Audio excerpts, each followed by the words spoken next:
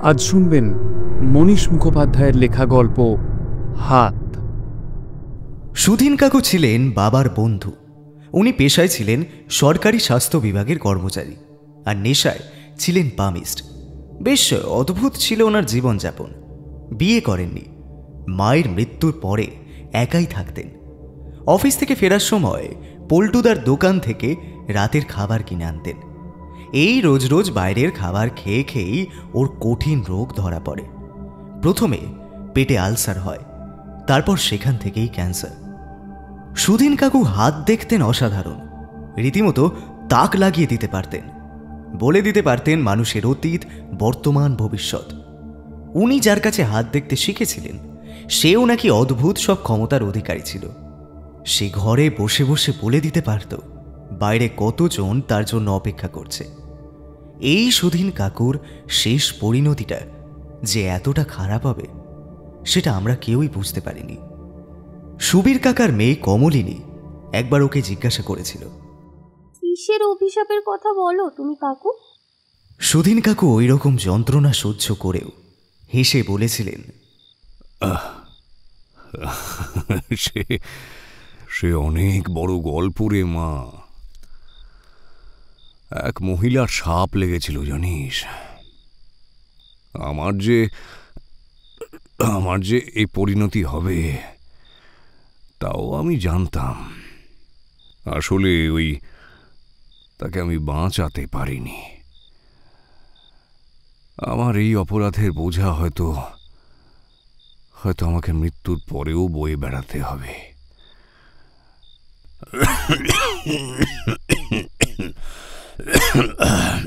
তা হোক, শুধু দেখিস আমার শরীরের ছাই যেন কারুর শরীর স্পর্শ না করে।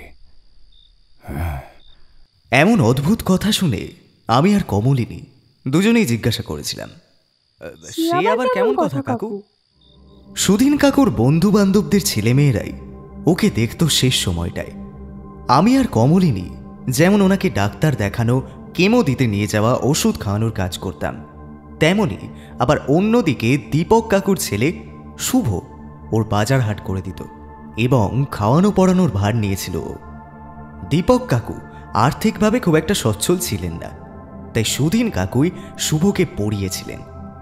সুধীন কাকু বলতেন তিনি মারা গেলে শুভই যেন ওর মুখাগ্নি করে।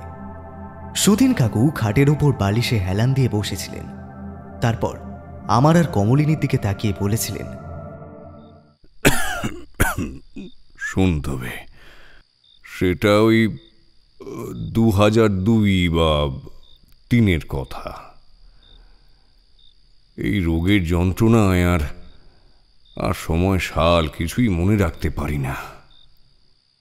গুরুদেব অবশ্য বলতেন যে এমনই নাকি জ্যোতিষীদের জীবন বড় অভিশপ্ত হয়, বুঝলি। মানুষের কষ্টের কথা শুনতে শুনতে তা যা বলছিলাম আর কি, 2002 কি 2003 গরমের সময় সন্ধ্যের পরে অফিস থেকে ফিরছি, দেখি ওই বাড়ির বাইরে লাল রোয়াকটা একজন দেহাতি মহিলা বসে আছে। তার ছলো ছলো চোখ মেলে সে আমার দিকে তাকালো।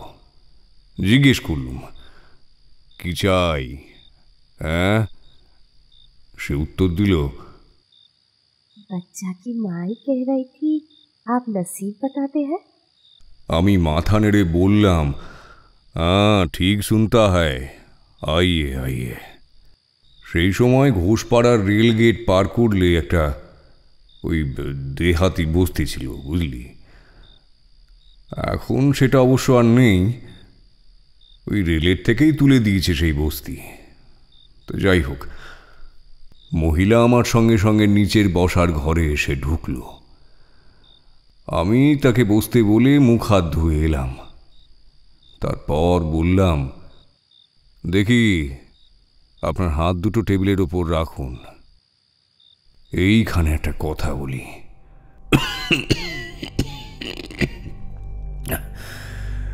আমার গুরুদেব আমায় পই পই করে বলে দিয়েছিলেন যে রাতে,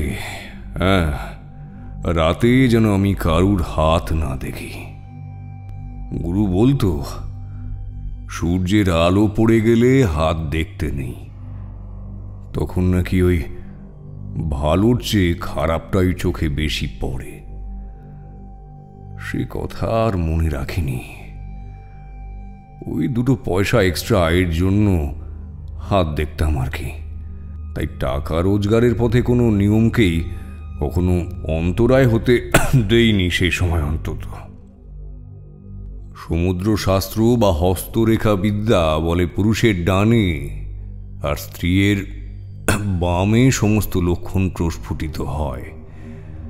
সেই দেহাতি মহিলার বাঁ হাতের পাতাতেও কিছু অস্বাভাবিক রেখা চোখে পড়ল, যেমন বুড়ো আঙুলের নিচে ওই মাংসল শুক্রের পর্বতের উপরে কালো একটা দাগ,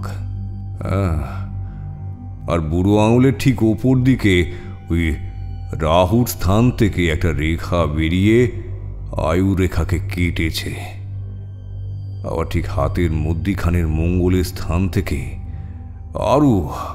আরো একটি রেখা, যা এসে আয়ু রেখার একই স্থানে এসে মিশেছে। আয়ু রেখার পাশাপাশি কোনো রেখা আর নেই। এই রেখাকে মার্শাল লাইন বলা হয়, বুঝলি? তা এটা আয়ু রেখার পাশে থাকলে কোনো দুর্ঘটনা ঘটলেও তা থেকে মানুষ রক্ষা পায়। এক্ষুনি দেখেছি মঙ্গলের স্থান থেকে আসা রেখা রাহুর স্থান থেকে আসা রেখাকে কেটেছে, তাও আবার আয়ু রেখার উপর। একটু জল দে।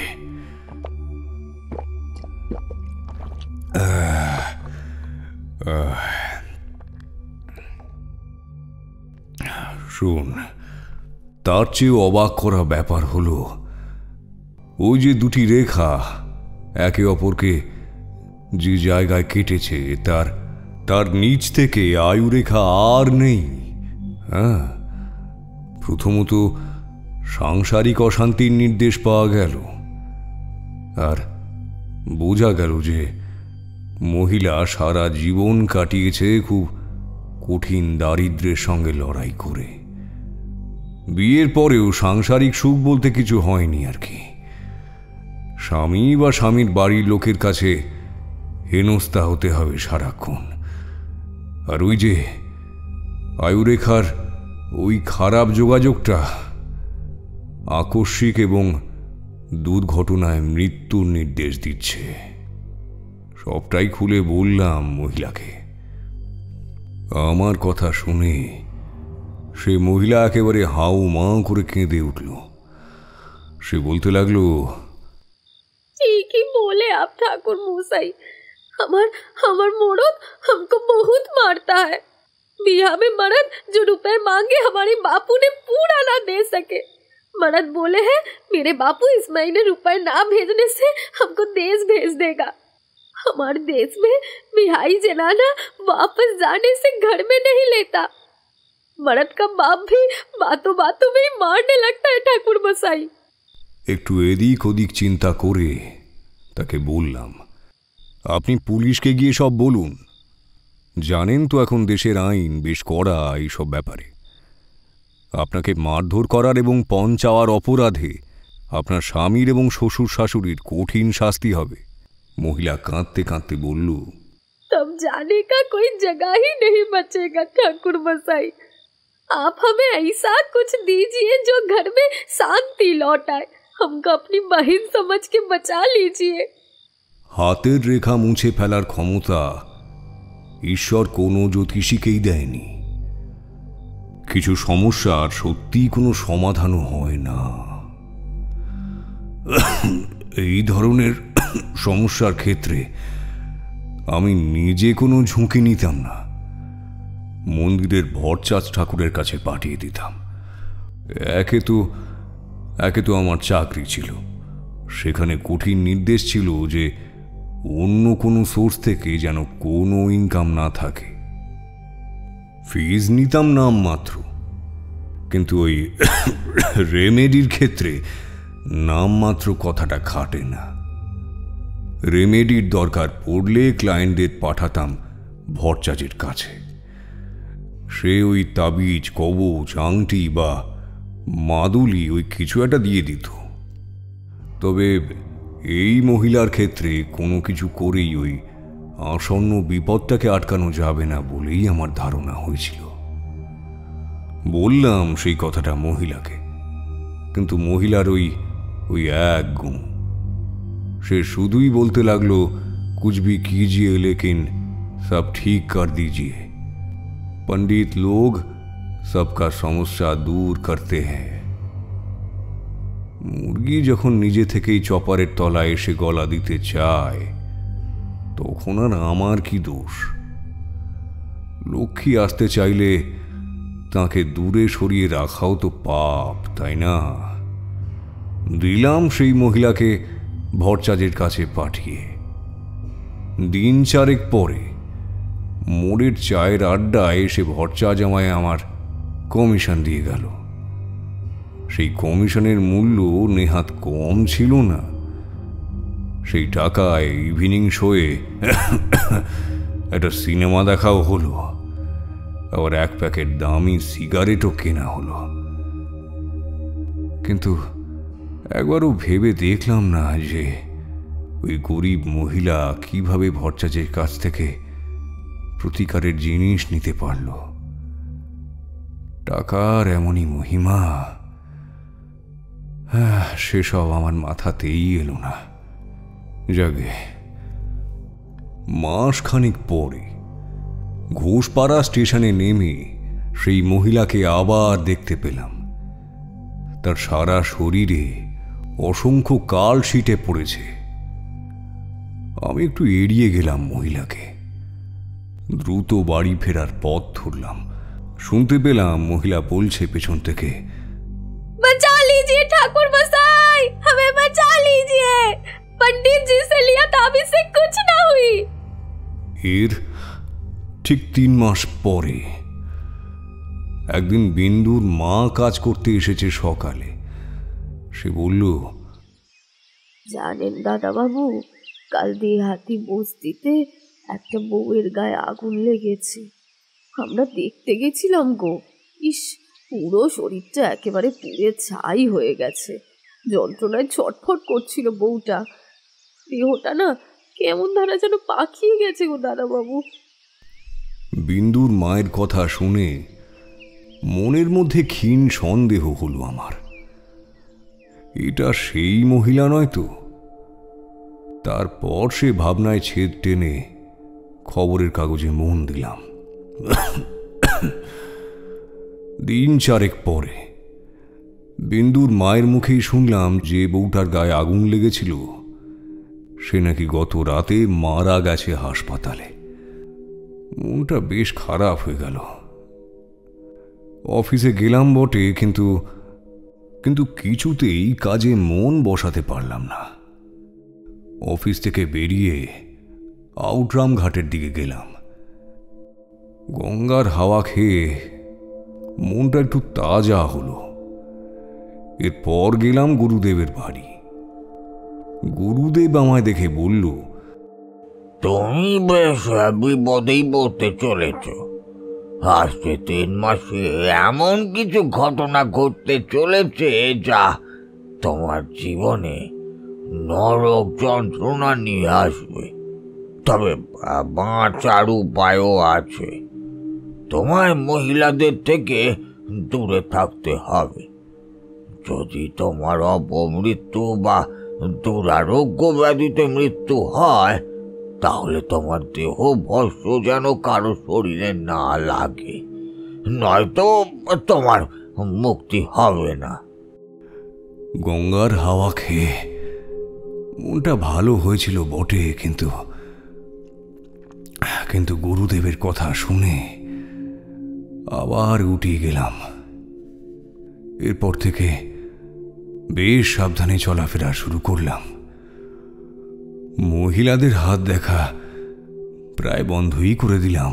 তারপর অফিসেও মহিলা কলিগদের ওই এক প্রকার এড়িয়ে চলতাম।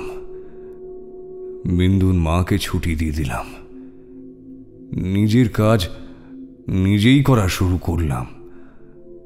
তাও একবার ওই মহিলা কলিগের ভুলে আমার বেশ সমস্যায় পড়তে হয়েছিল। উপরতলার লোকেদের অনেক বুঝিয়ে বিষয়টা ম্যানেজ করেছিলাম।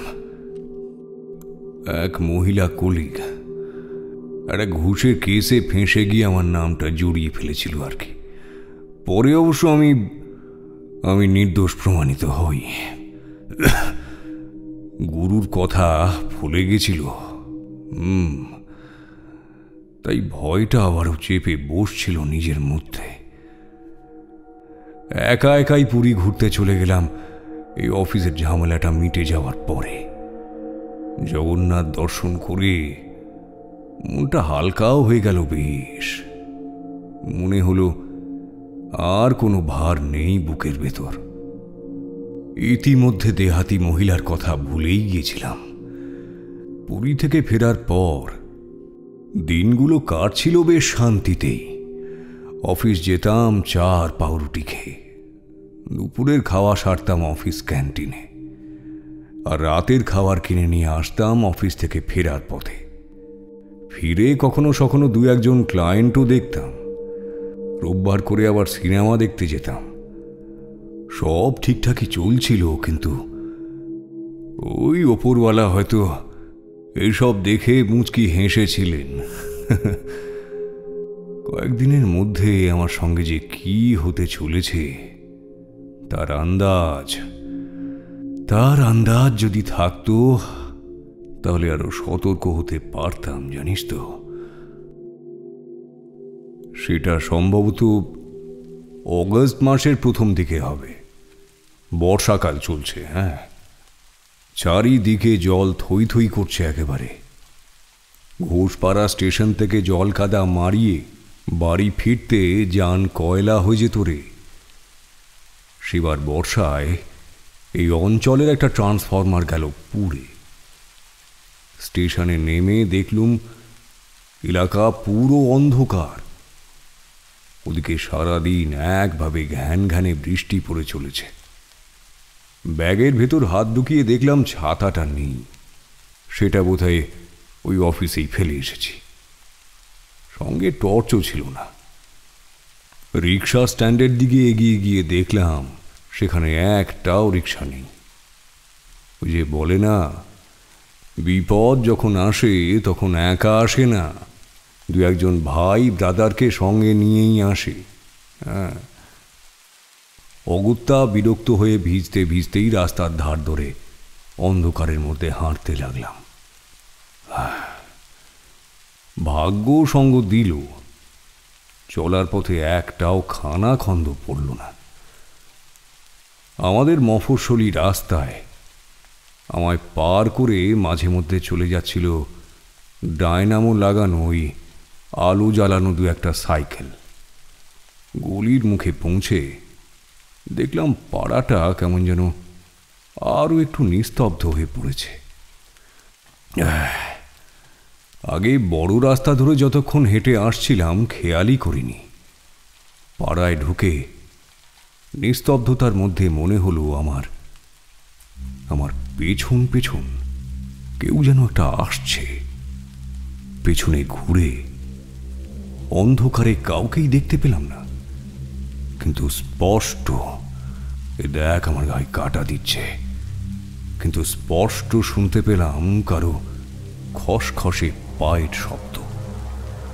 আর একটা শব্দ বেশ পরিষ্কার কানে এলো, বুঝলি। জ্বালা করলে মানুষ জিভ দিয়ে একটা শিস করে যেমন শব্দ করে, ওই ঠিক তেমন শব্দ। ভয় ভয় করতে লাগলো এবার। চোখের আন্দাজে দৌড়ে এসে বাড়ির দরজাটা কোনো মতে খুলে ভেতরে ঢুকলাম। হাতড়ে একটা মোম বের করলাম দেরাজ থেকে। পকেটে লাইটার ছিল, সেটা দিয়ে মোমটা ধরাতেই আমার চোখে পড়ল আমার ঘরটা। একেবারে লন্ড ভণ্ড হয়ে আছে। একটু যেন অবাকই হলাম, বন্ধ ঘরে এমন লন্ড ভণ্ড হওয়ার তো কথা নয়। হঠাৎ সদর দরজার কড়াটা কেউ খুব জোরে নাড়ল। আমি কে বলে একটা হাঁক দিলাম, কিন্তু কোনো উত্তর পেলাম না। ওদিকে কড়া নাড়া চলতেই থাকলো। বিরক্ত হই দরজাটা খুললাম। আমি দেখলাম একজন মহিলা দাঁড়িয়ে আছেন। এমনি আমি মহিলাদের এড়িয়ে চলছিলাম, তাই গলার স্বরে একরাশ বিরক্তি ঝাঁঝিয়ে জিজ্ঞাসা করলাম। মহিলা অত্যন্ত মৃদু এবং ঋণঋণে গলার স্বরে বললেন, কি চাই আপনার? হাত দেখাতে চাই। মহিলার কথা বলার ধরনে কেমন যেন একটা ওই হিন্দির টান ছিল। আমি বেশ গলা চড়িয়েই বললাম, এই অন্ধকারে আমি হাত দেখতে পারবো না। তাছাড়া আমি আজকাল হাত দেখি না। মহিলাদের এড়িয়ে যাওয়ার জন্য একটু মিথ্যের আশ্রয় নিতে হতো আর কি। কিন্তু মহিলা চট করে বলে বসলেন, বহুত পরেশান আছি, আমি 200 টাকা দেব, একটু রেখে দেন। সেই বাজারে 200 টাকার কিছুটা মূল্য তো ছিলই, আর তাছাড়া ওই হাতে আসা লক্ষ্মী পায়ে ঠেলার পক্ষপাতী আমি কখনোই নই। মহিলাকে বসতে বলে আমি আরও একটা মোমবাতি ছটপট ধরিয়ে টেবিলের উপর রাখলাম। ঘরের বাতাসে কেমন যেন একটা বিশ্রী পোড়া পোড়া গন্ধ পেলাম সঙ্গে সঙ্গে। হতে পারে এই অন্ধকারে আশেপাশের কোনো বাড়িতে রান্না চড়িয়েছে কেউ। অসাবধানতার ফলে সেই রান্না পুড়ে যাচ্ছে। ওতে আমল না দিয়ে মহিলাকে বললাম, ওই দেখি আপনার বাঁ হাতটা। তোরা বিশ্বাস করবি কিনা জানি না, তবে আজও সামনের সেই দৃশ্যের কথা মনে পড়লে রোয়া দাঁড়িয়ে যায় আমার। মহিলা আমার দিকে তার বাঁ হাতটা বাড়ালেন। আমি দেখলাম হাতে কোনো রেখা নেই। সমস্ত হাতের পাতার চামড়া কোনো কারণে একেবারে সমান হয়ে গেছে। সেই হাত যেন গনগনে আগুনে ঢুকে গেছিল কোনো দুর্ঘটনায়। একটা রেখাও নেই তাতে। হঠাৎ নারী কণ্ঠের বিভৎস হাসিতে ফেটে পড়ল ঘর। আমি চেয়ার থেকে ছিটকে গিয়ে মাটিতে পড়ে ভয়ে কাঁপতে লাগলাম। ততক্ষণে ওই মহিলার মুখের দিকে আমার চোখ পড়েছে। সেই দেহাতি মহিলা যে আমার কাছে মাস 3 আগে এসেছিল। বিন্দুর মা যে বলেছিল দেহাতি বস্তির কোনো এক মহিলার গায়ে আগুন লেগে মারা গেছিল, এই তাহলে সে। মেয়েটার মুখটা পুড়ে সাদা আর বিবর্ণ হয়ে গেছে। আমি ভয়ে চিৎকার করতে গেলাম, কিন্তু মুখ থেকে একটাও শব্দ বেরোলো না। মহিলা তখন হিস হিসে গলায় বলছে, ठाकुर मसाई, जैसे आग में जल के हम तड़प तड़प के मारे हैं, आप भी वैसे ही मरेंगे। मरने के बाद भी आपको मुक्ति नहीं मिलेगा। একটু জল দে।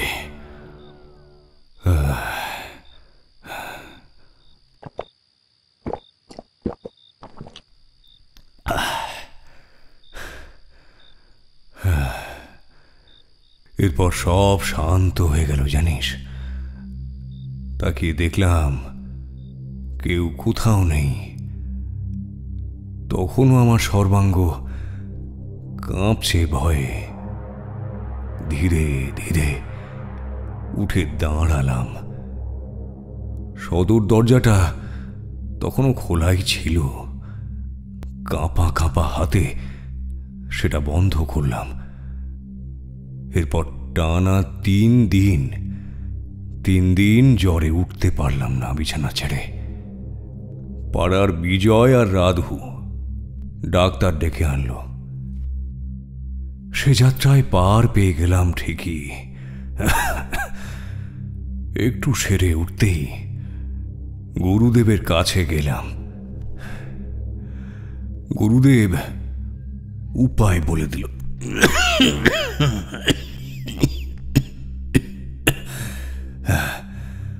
গুরুদেব বলল, মহিলার অভিশাপ থেকে আমার মুক্তি নেই। মৃত্যুটা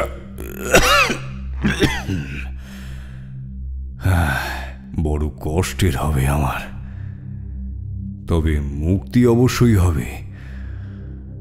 শুধু খেয়াল রাখতে হবে আমার চিতাভস্ম যেন কেউ স্পর্শ না করে।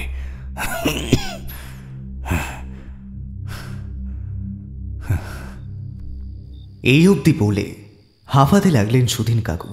ওনাকে দেখে মনে হলো ওনার কথা বলতে বেশ কষ্ট হচ্ছে।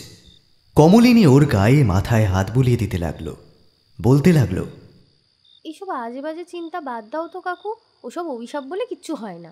আমরা আছি তো, দেখবে তুমি একদম সুস্থ হয়ে উঠবে। কমলিনীর কথা শুনে সুধীন কাকু ওই যন্ত্রণার মধ্যেও হাসলেন। ইয়ার এন্ডিংয়ের চাপে পাগল পাগল দশা হলো আমার। এর ঠিক কয়েক সপ্তাহ পর থেকে সকালে কোনো মতে নাকে মুখে দুটো গুঁজে স্কুটিটা স্টার্ট দিয়ে অফিসে চলে যেতে লাগলাম। দিন 15 সুধীন কাকুর খোঁজই নেওয়া হলো না। অবশ্য ওষুধপত্র অনলাইনে পাঠিয়ে দিতাম কমলিনীর বাড়িতে। নিজে থেকে কাকুর বাড়ি গিয়ে দেখা করার সময় আর বের করতে পারলাম না। কমলিনী আমায় ফোনে জানাতো কাকু কেমন আছেন না আছেন। একদিন দুপুরের দিকে একটা দরকারি ফাইলে একেবারে বুঁদ হয়ে গেছি, তখনই ফোনটা বেজে উঠল। স্ক্রিনে ভেসে উঠল শুভর নাম। ফোনটা ধরতেই শুভর কাঁদো কাঁদো গলার স্বর শুনতে পেলাম। দারুণ ভেঙে পড়েছে ছেলেটা। কি হয়েছে জিজ্ঞাসা করতেই ও বলল, লাস্ট কেমোটা সুদিন কাকু আর নিতে পারল না রে ব্রত। সকাল 10টায় কাকু চলে গেলেন। ম্যানেজারকে বুঝিয়ে সুঝিয়ে অফিস থেকে বেরিয়ে এলাম আমি। কাকুর বাড়ির সামনে ওর বন্ধু বান্ধবদের ভিড় হয়ে আছে। ভিড়ের মধ্যে বিষণ্ণ মুখে আমার বাবাকেও দেখলাম, একপাশে দাঁড়িয়ে আছেন। দুপুর পার করে বিকেল হয়ে গেল কাকুর দেহ শ্মশানে নিয়ে যেতে যেতে। মফস্বল থেকে দেহটা কলকাতার নিমতলা ঘাটে আনা হলো। আমি একাই এলাম স্কুটি চালিয়ে। বেশ কয়েকটা পর পর মৃতদেহ শোয়ানো আছে লাইনে। শুভ, কমলিনী দুজনেই খুব ভেঙে পড়েছে সুধীন কাকুর মৃত্যুতে। শুভই মুখাগ্নি করল কাকুর। ঘণ্টাখানেক পরে ডোম আমাদেরকে ডেকে নিয়ে গেল অস্থি দেওয়ার জন্য। চুল্লির পেছনে সিঁড়ি দিয়ে এক এক করে শ্মশান বন্ধুরা নেমে গঙ্গা জল ঢেলে ঠান্ডা করতে লাগলো কাকুর শেষ অস্তিত্বকে। সবার শেষে আমি নামলাম, আর ঠিক তখনই ঘটল ঘটনাটা। যে হাতে শুভ মাটির মালসাটা ধরেছিল সেই হাতটা কেঁপে উঠল। মালসাটা আর একটু হলে মাটিতে পড়েই যাচ্ছিল, আমি সেটা ধরে ফেললাম। আর সেই কারণেই মালসার ছাই এসে আমার হাতের পাতায় কিছুটা পড়ল। আমি সেটা ঝেড়ে ফেলে দিলাম। ডোম বলল, পেছন ফিরে না তাকিয়ে যেন সোজা উপরে উঠে যাই। সেই কথাও শুনলাম না আমি। পেছন ফিরে নেমে এসে শুভর হাত ধরে ওপরে নিয়ে এলাম। শুভ মালসাটা গঙ্গায় ভাসিয়ে ডুব দিয়ে উঠে এলো। ওরা ভাড়া করা ম্যাটাডোর গাড়িটা করে সবাই ফিরে গেল রাত 11টা নাগাদ। আমি স্কুটিটায় খুব সাবধানে স্টার্ট দিলাম। আজ আর বাড়ি ফিরব না। লক গেটের কাছে আমার ছোট পিসির বাড়ি, সেখানেই রাতটা কাটিয়ে কাল অফিস করে একেবারে বাড়ি ফিরব। গঙ্গার ধার একেবারে ফাঁকা এখন। কিছু লরি শুধু আসছে বড় বাজার যাবে বলে। আমি বাঁ দিক ধরে গঙ্গার ফুরফুরে হাওয়া খেতে খেতে স্কুটিটার স্পিড কমিয়ে এগোতে লাগলাম। দূর থেকে কুমোরটুলির ঘাটের কাছে পুলিশ কিয়ক্সটার আলো চোখে পড়ল। হঠাৎ আমার মনে হলো পেছনের সিটে কেউ যেন বসে আছে। সারাদিন ধকলের ফলে হয়তো মাথা কাজ করছে না, তাই অমনটা মনে হচ্ছে। কাশীমিত্র শ্মশানের একেবারে কাছাকাছি এসে ডান দিকে মোড় নিয়ে ট্রাম রাস্তায় উঠতে যাব, ঠিক তখনই পেছন থেকে খুব চেনা একটা গলা শুনতে পেলাম। কয়েকটা হার্টবিট মিস হয়ে গেল আমার সেই কণ্ঠস্বর শুনে। এ যেন সুধীন কাকুর গলা। কাকু বলল, আমার আর মুক্তি হলো না রে মোনা, মুক্তি হলো না।